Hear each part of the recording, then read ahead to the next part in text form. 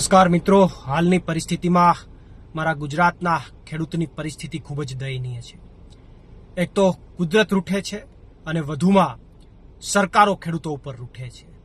બિયારણોના ભાવ, ખાતરોના ભાવ, આ તમામની અંદર મારા ગુજરાતનો ખેડૂત અનેક પડકારોનો સામનો કરે છે. અને વધુમાં ખાનગી કંપનીઓ ખેડૂતના ખેતરમાં પોતાના થાંભલા નાખી જાય, બળજબરી કરે, અત્યાચાર કરે અને એમાં પણ પોલીસનું પ્રોટેક્શન લઈ અને એમની ઉપર ખેડૂત પરિવારો ઉપર અત્યાચારો થાય. અને હાલની ગુજરાતની પરિસ્થિતિમાં તો મહિલાઓ ઉપર અત્યાચાર થાય, એમને અટક કરવામાં આવે, નાના બાળકોને રોડ ઉપર ચડાવવામાં આવે.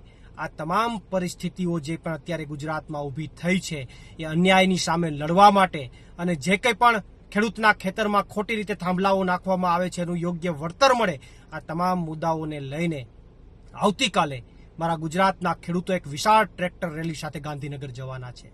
અંદાજિત 20થી વધારે ખેડૂત સંગઠનો આ ટ્રેક્ટર રેલીમાં જોડાવાના છે. ત્યારે આ ટ્રેક્ટર રેલીને આમ આદમી પાર્ટીનું સંપૂર્ણ સમર્થન છે અને આમ આદમી પાર્ટીના પ્રદેશના નેતાઓ પણ આ ટ્રેક્ટર રેલીમાં ઉપસ્થિત રહી અને ગુજરાતના આ ખેડૂતોની જે ટ્રેક્ટર રેલી છે એને સમર્થન આપશે, ગુજરાતના ખેડૂતોના મુદ્દાઓને સમર્થન આપશે અને ગુજરાતના ખેડૂતોના મુદ્દાઓ જ્યાં સુધી પૂર્ણ નહીં થાય ત્યાં સુધી આમ આદમી પાર્ટી એમની સાથે ઉભી રહી અને ખંભેથી ખંભો મિલાવી અને ખેડૂતો માટે લડવાનું કામ કરશે.